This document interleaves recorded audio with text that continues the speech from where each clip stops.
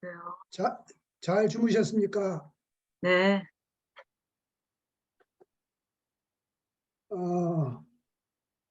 보통 유명한 강사들은 청중들이 다 모이면 늦게 등장을 합니다. 저는 유명한 강사가 아니라서 오늘 5시 40분에 들어와서 여러분을 기다렸습니다. 몇 분이나 오셨는지 모르지만 이 새벽에 주님을 만날 수 있는 기회를 주셔서 하나님께 감사를 드립니다. 오늘 저는 새벽에 관한 이야기를 하나 하려고 생각합니다. 저희들이 중학교 1학년 때 한 친구와 함께 우리 김명호 목사님을 따라서 우리 동네에서 한 1.5km쯤 떨어진 교회에 그 당시에 전국적으로 유명한 박재봉 목사님이 심령 대부흥을 하는데 참석을 했습니다. 그분이 저희들에게 대단히 큰 감동을 주셨습니다. 그래서 그 이후에 저는 네가 스스로 예수님을 만난 경험을 언제 했느냐 물으면 저는 중학교 1학년 때라고 그렇게 대답을 합니다. 그런데 그 목사님이 우리에게 감동을 많이 줬는데 마지막으로 우리에게 준 말씀이 새벽에 예수님을 만나라고 그렇게 이야기를 했습니다. 그 말씀은 곧 새벽기도를 가라는 말씀입니다. 그래서 그날부터 그 친구와 함께 새벽기도를 참석하게 되었습니다. 새벽기도를 참석한 후에 저희들이 다시 재림교회로 다시 옮기게 되었습니다. 이렇게 새벽에 예수님을 만나기 위해서 참석하신 여러분께 하나님의 크신 축복이 함께 하시기를 바랍니다. 오늘은 어제에 이어서 솔로몬을 이은 두 왕이 르호보암과 여로보암입니다. 그런데 여로보암 왕은 모든 악한 왕의 대표 왕입니다. 그런데 다윗 왕은 모든 선한 왕의 대표 왕입니다. 그래서 히스기야가 그 조상 다윗의 모든 행실과 같이 선하게 행했다고 그렇게 성경은 말씀하고 있습니다. 어제 이제 히스기야 왕 이야기가 나왔기 때문에 히스기야 이야기를 조금 하겠다고 말씀드렸습니다. 역대하 30장 26절 27절에 예루살렘에 큰 기쁨이 있었으니 이스라엘 왕 다윗의 아들 솔로몬 때로부터 이러한 기쁨이 예루살렘에 없었더라. 그때 제사장들과 레위 사람들이 일어나서 백성을 위해서 축복하였으니 그 소리가 하늘에 들리고 그 기도가 여호와의 거룩한 처소 하늘에 이르렀더라. 여러분 히스기야 선한 왕 히스기야 시대에는 지도자들이 제사장과 레위인들이 기도를 드리면 그 기도가 하늘에 바로 상달되어서 백성들이 복을 받았다고 그렇게 말씀하고 있습니다. 정말 이 시대에도 이 지도자들이 기도가 하늘에 상달되어서 그 기도가 응답되어서 백성이 행복했으면 좋겠습니다. 지금 나오는 이 다윗에 대한 두 말씀 중에서 어느 말씀이 맞는지 한번 여러분께 여쭤보겠습니다. 첫 번째 말씀이 열왕기상 14장 8절입니다. 나라를 다윗의 집에서 찢어내어 내게 주었거늘 너는 내 종 다윗이 내 명령을 지켜 전심으로 나를 쫓따르며 내 보기에 정직한 일만 행하였음과 같지 아니하고. 여기 지금 다윗에 대한 설명을 열왕기상 14장 8절에는 하나님께서 말씀하시기를 나 보기에 정직한 일만 행했다고 말하고 있습니다. 이 말씀은 이 악한 왕 여로보암에게 하나님께서 구중하시는 말씀입니다. 그런데 15장 5절에는 이런 다윗이 햇사람 우리아의 일 외에는 평생에 여호와 보시기에 정직하게 행했다고 했습니다. 여러분 여기 두 말씀이 서로 모순입니다. 위의 말씀은 하나님 보시기에 정직한 일만 행했다고 말하고 밑에는 햇사람 우리아의 일 외에는 평생에 하나님 보시기에 정직하게 행했다고 말합니다. 여러분 이 말씀 중에 어느 말이 맞는지 성경이 다 성경 말씀이니까 두 말씀 다 맞아야 하는 것입니다. 그런데 한 가지 차이는 뭐냐면 위에 있는 말씀은 하나님께서 선지자를 통해서 직접 하시는 말씀이고 그 다음에 밑에 있는 15장 5절에 있는 말씀은 누구냐면 이 열왕기상을 기록하는 기자가 그가 설명을 하는 말입니다. 여기에 차이는 뭐냐면 저는 이렇게 표현해 봅니다. 하나님께서 못하시는 일, 못한다고 하면 전지전능하지 않으니까 하나님께서 결코 안 하시는 일이 있는데 뭐냐면 회개한 죄는 결코 기억하지 아니하십니다. 그러나 밑에 있는 것은 뭐냐면 사람의 기록이니까 햇사람 우리아의 일 외에는 여러분 다윗이 그렇게 큰 죄를 짓지만 하나님께서는 그가 눈물 흘리면서 회개했을 때 하나님께서는 그것을 기억하지 아니하십니다. 마치 컴퓨터에서 기록한 것을 잘못했을 때 지워버리고 그 위에 다시 기록하는 것처럼 하나님께서는 다윗을 하나님 보시기에 정직한 일만 행한 것으로 그렇게 간주하고 있는 것입니다. 회개가 이만큼 중요한 것입니다. 하나님은 그가 기뻐하시는 자에게는 지혜와 지식과 희락을 주시나 죄인에게는 노고를 주시고 그가 모아 쌓게 하사 하나님을 기뻐하는 자에게 그가 주게 하지만 이것도 헛되다고 말합니다.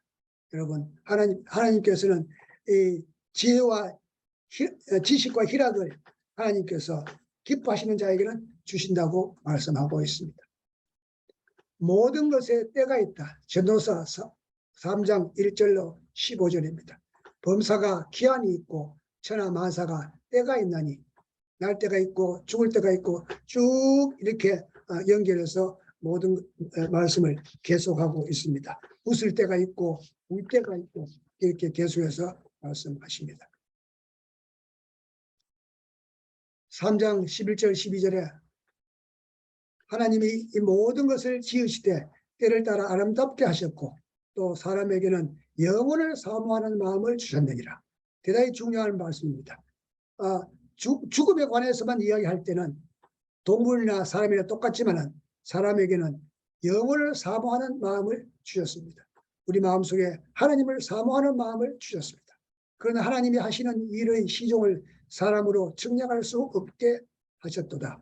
사람들이 사는 동안에 기뻐하며 선을 행하는 것보다 더 나은 것이 없을 줄을 내가 안다고 말씀했습니다. 이게 중요한 부분은 영혼을 사모하는 마음입니다. 여섯 번째는 세상의 부정을 개탄한다고 기록되어 있습니다. 16절에 내가 또 헤아려서 보건대 재판하는 곳 거기에도 악이 있고, 여러분 재판이라는 것은 선과 악을 구별하는 것인데 거기에도 악이 있고 정의를 행하는 곳 거기에도 악이 있도다. 이 세상을 살아온 이 솔로몬이 하는 중요한 말씀입니다. 내가 내 마음속으로 이르기를 의인과 악인을 하나님이 심판하시리니 이는 모든 소망하는 일과 모든 행사에 때가 있습니다. 여러분 하나님은 의인과 악인을 심판하시는데 하나님께서는 심판의 착오가 없습니다. 반드시 올바르게 판단하지만 이 세상의 재판관들은 잘못되게 판단할 수도 있다고 말씀하고 있습니다.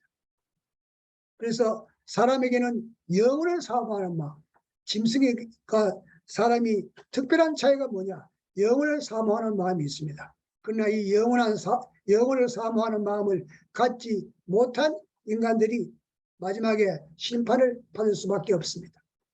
이게 재판하는 곳과 공의를 행하는 곳에서 악이 행해지는 바 하나님이 그들을 심판하시어 멸망받게 하심으로 그들로 하여금 짐승과 다를 바 없이 죽음에 처해지는 존재임을 깨닫게 하려고 하시는 말씀입니다.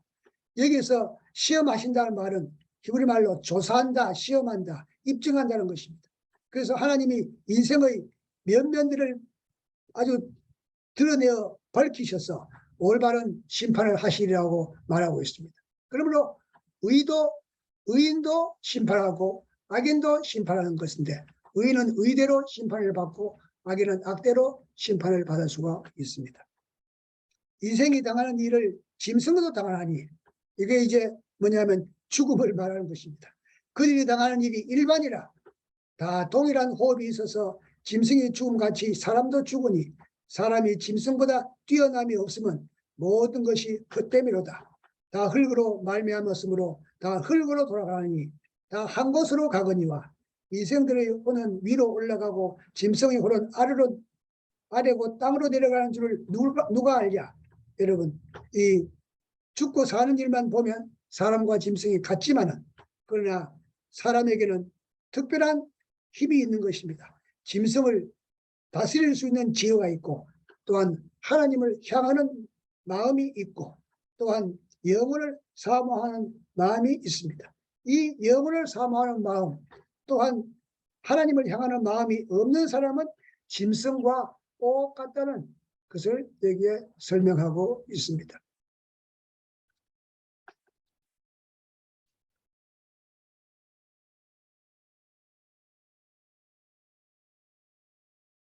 학대, 헛된 수고, 친구의 가치.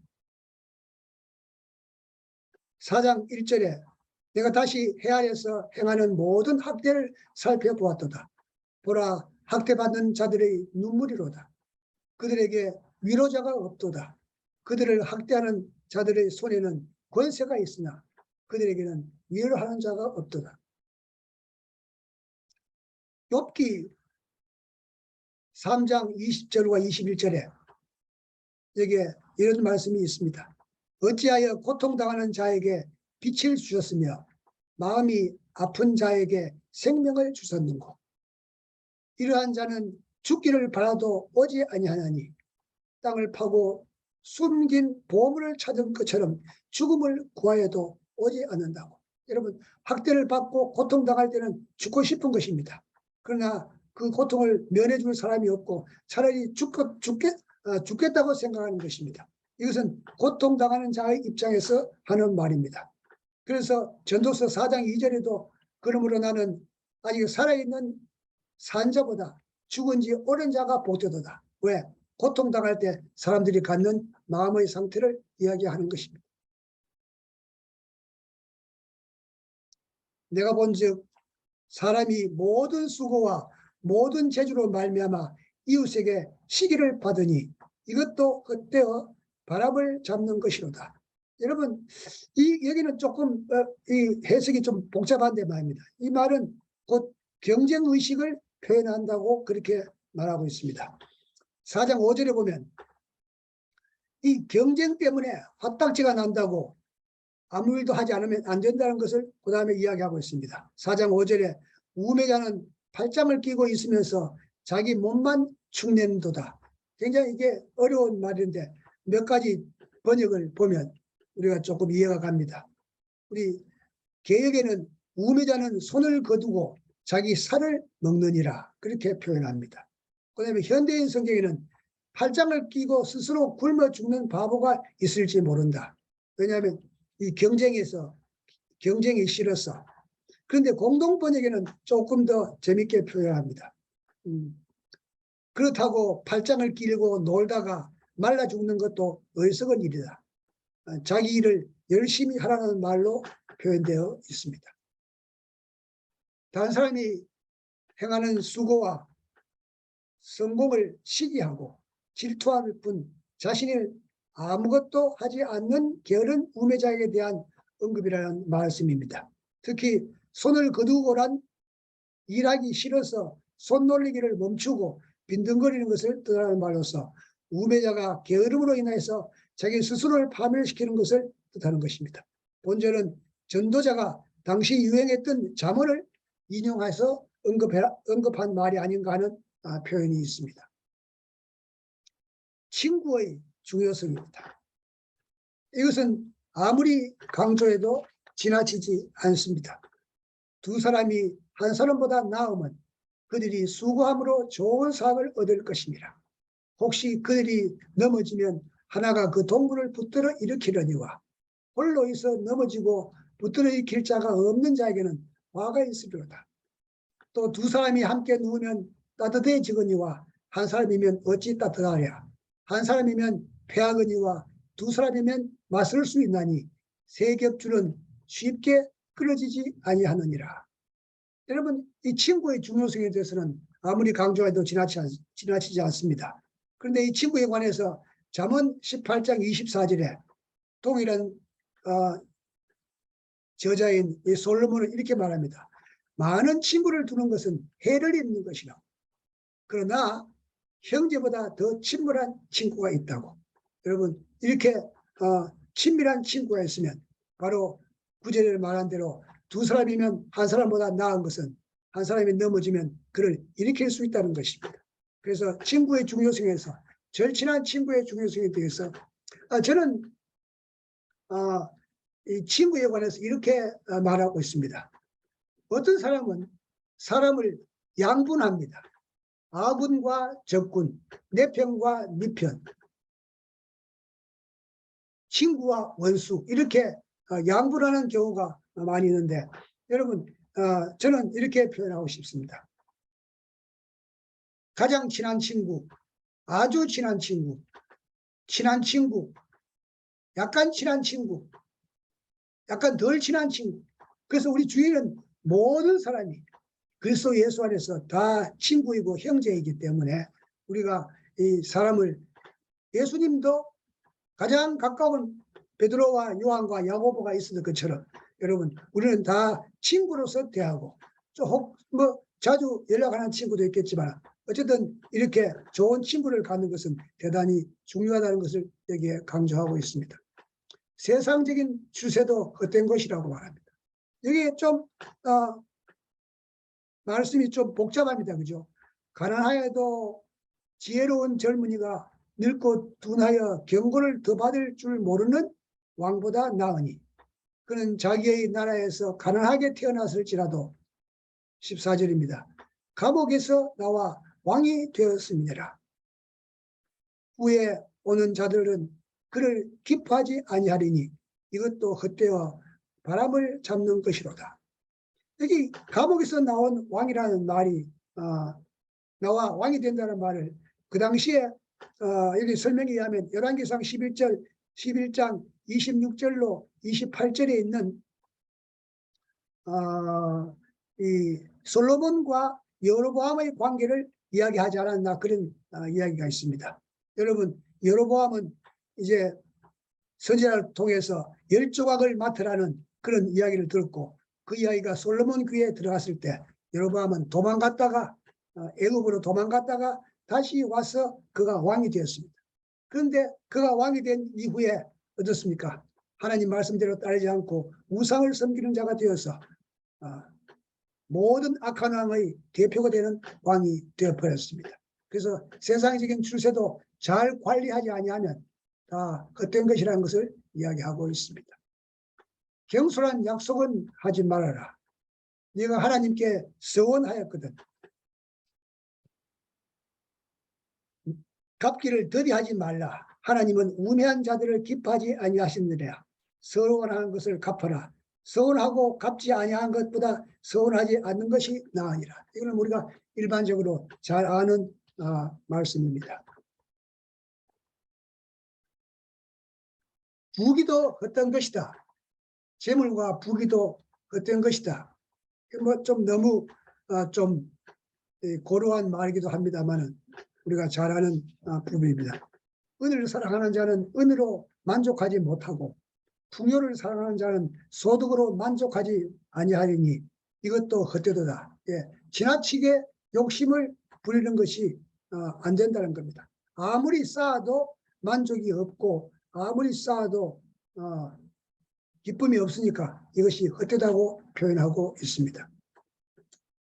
노동자는 먹는 것이 많든지 적든지 잠을 달게 자거니와 부자는 그 부유함 때문에 잠을 자지 못하느니라. 내가 해안에서 큰 폐단이 저런 일이 있는 것을 보았나니 곧 소유주가 재물을 자기에게 해가 되도록 소유하는 것이라. 여러분 여기 참 어떻게 재물이 해가 될 만큼 소유하느냐, 그것이 또 폐단이냐 하는 문제입니다. 여러분 해가 되도록 소유한다는 말은 뭐냐면 재물에 대한 애착이 너무 큰데 혹시 이것을 잃어버리면 크게 실망하게 되니까 그 재물에 대한 애착이 해가 된다는 것도 있고, 그 다음에 두 번째는 재물을 지키느라고 불안해서 잠을 못 자는 경우에 그것이 해가 된다는 것입니다. 그래서 지나친 재물이 해가 된다는 말은 애착 때문에 발생하는 문제일 수도 있고 또한 지키느라고 어려움을 당하는 문제도 있는 것으로 이야기하고 있습니다. 다시 5장 19절 20절입니다. 또한 어떤 사람에게든지 하나님이 재물과 부여를 그에게 주사 능히 누리게 하시며 제 몫을 받아 수고함으로 즐거워하게 하신 것은 하나님의 선물이라고 했습니다. 여기서 보면 또 뭡니까? 이 위에는 욕심에 대해서 너무 지나치게 하지 말라는 건데 여기를 보면 중요한 대단히 좋은 말씀입니다. 하나님께서 우리에게 선물로 주시는 것이라고 말씀했습니다. 그래서 이 재물이라는 것은 많든 적든 간에 하나님께서 선물로 주시는 것인데 그것을 누리는 것이 참 좋다고 그렇게 말하고 있습니다. 그는 자기의 생명의 날을 깊이 생각하지 아니하리니 이는 하나님이 그의 마음에 기뻐하는 것으로 응답하시리로다. 그래서 우리가 생명이 길든 짧든 간에 하나님께서 주시는 재물을 가지고 낙을 누리는 것은 대단히 중요한 것입니다. 이 말씀을 현대인 성경에는 이렇게 기록하고 있습니다. 만일 하나님이 어떤 사람에게 부와 재물을 주셔서 그것을 누리게 하시며 복을 받아 자기가 수고한 것을 즐길 수 있게 하시면 그것은 하나님의 선물이다. 하나님이 그의 마음에 기쁨을 채워주셨으므로 그는 인생이 짧다는 것을 그리 심각하게 생각하지 않아도 된다는 것입니다. 그런데 만나 주석에는 이렇게 표현하고 있습니다. 주어진 삶의 영역에서 최선을 다하며 그 수고의 열매를 거두는 것이 진정한 낙이요 하나님의 은혜임을 다시 강조하고 있습니다. 하나님의 축복을 받은 사람은 그의 인생의 날들을 후회와 염려 속에서 뒤돌아보지 않는다는 뜻을 가지고 있다고 말하고 있습니다.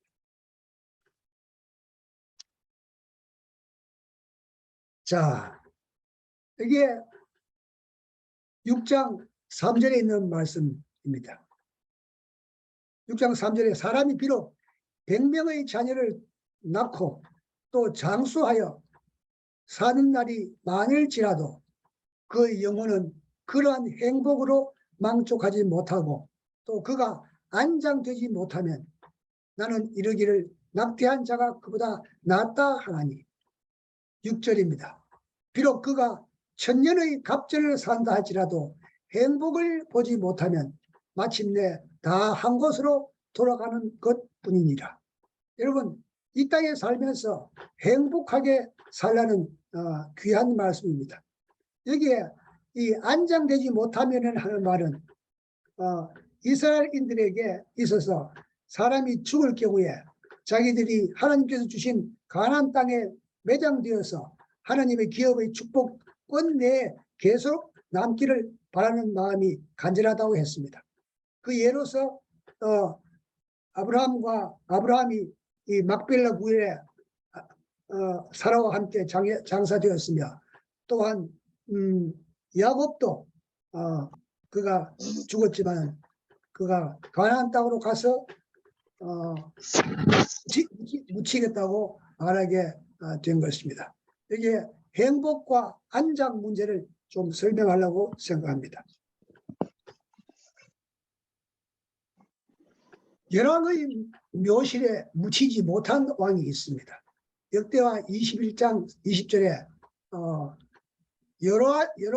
여호람이 그가 죽어서는 열왕들이 묻히는, 즉 다시 말하면 국립묘지에 안장되지 못했습니다. 그가 왕이 된 후에 자기 아우들과 방백들을 다 죽이는 악한 일을 했습니다. 그 다음에 역대하 28장 27절에 보면 아하스 왕이 이스라엘의 왕들의 묘지에 안장되지 못했습니다. 아하스는 여러분들이 아시는 대로 성전문을 닫고 곳곳에 우상을 세우는 이런 일들을 하게 되었어. 그들은 왕의 묘실에 묻히지 못하게 되었습니다. 그런데 히스기야는 그의 조상들과 함께 누움에 온 유다와 예루살렘 주민이 그를 다윗 자손의 묘실 중에서도 높은 곳에 장사했다고 그렇게 표현하고 있습니다.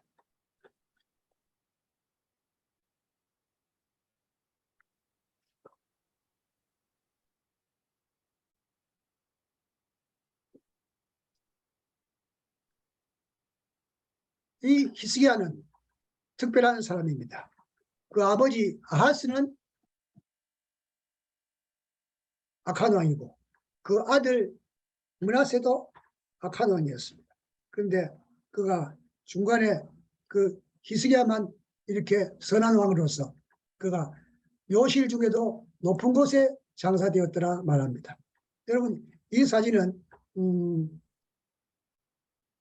야곱이 유언한 대로 요셉이 그 아버지를 멀리 막벨라 굴까지 인도해서 장례하기 위한 장례 행렬입니다.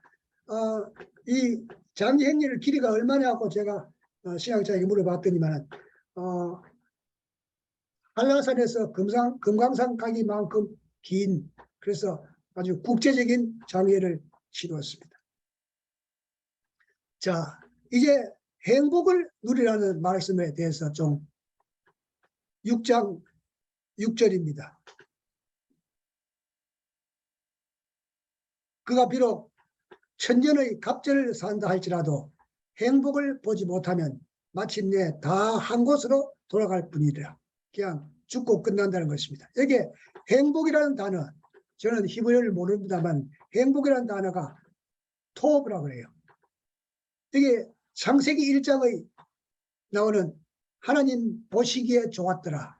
이 보시기에 좋았더라는 말씀이 토브라고 합니다.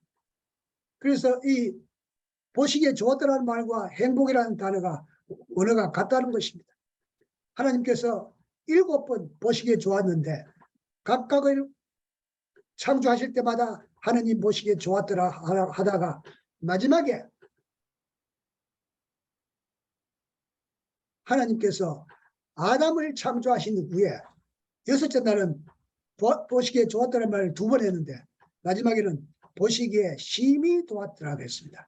저는 이 말씀을 보시기에 좋았다는 말이 행복이니까 하나님께서 창조하실 때마다 행복했는데 특별히 아담과 하와가 그 모든 보기 좋은 것들을 보고 행복한 모습을 보시니까 하나님께서 심히 행복하셨다고 말하고 있습니다. 여러분,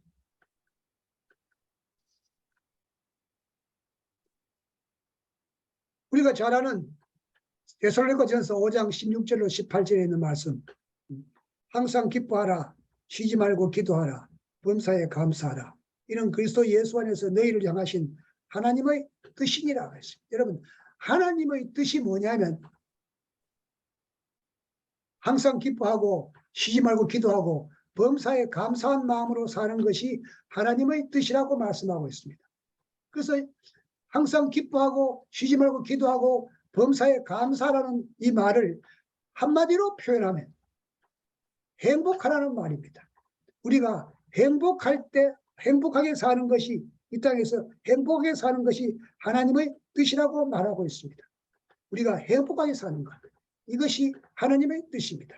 그런데 요한복음 6장 40절에도 하나님의 뜻이 있습니다. 이 하나님의 뜻은 뭐냐면 아들을 보고 믿는 자마다 영생을 얻는 이것이니 마지막 날에 내가 이를 다시 살리리라 하시니라. 여러분, 하나님의 뜻은 우리가 행복하게 사는 것인데 5년, 10년, 20년, 100년 행복하게 사는 것이 아니라 마지막 날 예수님께서 오셔서 우리를 부활시켜서 영원히 사는 것이 하나님의 뜻이라고 말씀하고 있습니다. 여러분, 우리가 이 땅에 살면서 행복해야 됩니다. 또한 행복하되 영원을 향하는 행복을 가질 수 있도록 아들을 보고 믿는 자에게 주시는 행복을 우리가 누려야 할 것입니다. 하나님의 뜻은 우리가 영원히 행복하게 사는 것입니다. 여러분, 저는 고린도전서 10장 31절을 제가 옛날에 읽을 때 한때 화가 났습니다. 그런즉 너는 먹든지 마시든지 무엇을 하든지 다 하나님의 영광을 위하여 하라. 도대체 하나님의 영광을 위해서 하는 것이 무엇이며 그러면 나는 뭐냐 이게야. 그런데 이것이 무슨 뜻인지 깨닫게 된 것입니다. 여러분, 하나님의 영광을 위해서 하는 것은 곧 우리의 행복을 위해서 하는 것입니다. 우리가 행복할 때 하나님께서 영광을 받으십니다. 제가 젊었을 때 채플 시간에 그런 질문을 했습니다. 하나님의 취미가 뭐냐 물어봤습니다. 여러분, 우리가 취미가 있으니까 하나님도 취미가 있는데 하나님의 취미는 구경하는 것입니다. 뭘 구경하는 것이냐? 우리를 구경하는 것이 하나님의 취미인 것입니다. 할아버지의 취미는 손자를 보는 것이 취미인 것입니다. 손자가 뭐 하는 것을 볼 때, 행복한 것을 볼 때 할아버지는 영광을 받고 행복하고 기뻐지는 것입니다. 여러분, 그런 즉 너희가 먹든지 마시든지 무엇을 하든지 하나님의 영광을 위해서 하라는 말씀은 뭐냐면 너희 건강을 위해서 너희 행복을 위해서 하라는 것입니다. 그것이 뭐냐? 예수 그리스도 안에서 사는 것이 참 행복이기 때문에 먹든지 마시든지 무엇을 하든지 우리에게 유익하고 행복한 것을 하라고 했습니다. 이제 하나님의 영광에 대해서 이가서 2장 8절 9절에 아주 재미있는 표현이 있습니다. 근래에 내 백성이 원수같이 일어나서 전쟁을 피하여 평안히 지나가는 자들의 의복에서 겉옷을 벗기며 내 백성의 부녀들을 그들의 즐거운 집에서 쫓아내고 그들의 어린 자녀에게서 나의 영광을 영원히 빼앗는도다. 여러분, 이 악한 지도자들이 하는 짓에 대해서 하나님께서 말씀하십니다. 그 어린 자녀들에게서 나의 영광을 뺀다는 것은 집에 쫓아내고 옷을 벗기는 게 없습니까? 불행해지는 것입니다. 그래서 그 잘 사는 사람들의 행복을 빼앗는 것이 하나님의 영광을 빼앗는 것이다. 여러분, 하나님의 영광이 무엇이냐? 그 하나님의 자녀들의 행복이 하나님의 영광이라는 것입니다. 우리가 천천만만의 수양의 기름을 드린다고 하나님이 기뻐하실까? 아닙니다. 하나님께 영광을 돌리는 것이 뭐냐면 우리가 정말 행복하게 사는 것이 하나님께 영광을 돌리는 것입니다. 우리는 이 땅에서 행복하고 영원히 행복해야 하는 것입니다.